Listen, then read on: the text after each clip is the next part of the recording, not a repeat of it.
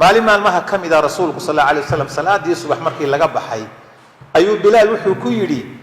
bilaalow waxaad ii sheegtaa amal aad samaysay islaamnimada dhexdeeda amalka kuugu rajo weyn ilaahay ma abaal iyo ajar kaasi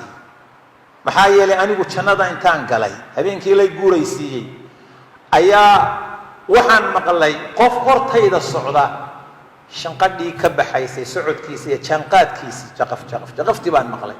qofka ay hor socdo waa ay markaan irina waxa la igu yiri waa bilaal darajada maxaad ku gaadhay bilaal rasuulka ilaahay wax kale garan maaye kullay waxaan hubaa mar walbo aan weysaysto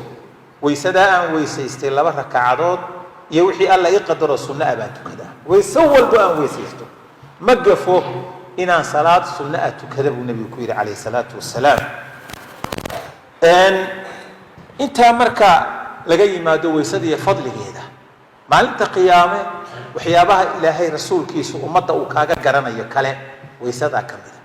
xubnihii biyuhu aad marin jirtay biyaha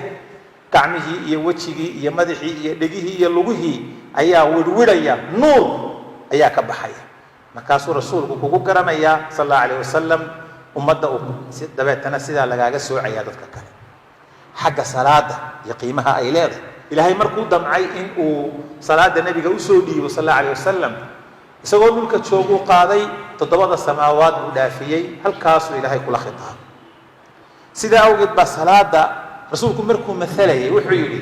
bal ka warrama qof idin kamida aqalka uu degan yahay kadinka hortiisa hadii webi biyo badan aqalkiisu hortiisa biyo fara badan webi rogay ka rogmanayaan hadii uu ku yaalo oo maalintii 5 jeer ku maydho hal yabqa min daranihi shay wax uskagamiya qofkaas jidhkiisa ku haraya waa may salaadaha shanta ahina waa caynkaas oo nabiga sallallahu alayhi wasallam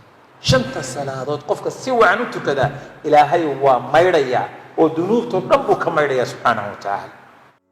goor kasta daawada la soco ku xidhnow page-ka Facebook ee Dulmar Media fadlan daawada follow garayso page-ka Facebook ee Dulmar Media siina like garayso page-ka si aad goor kasta halkan uga heshid warar iyo warbixino ku raali geliya waad mahadsan tahay ee goor kasta la soco ku xidhnow Dulmar Media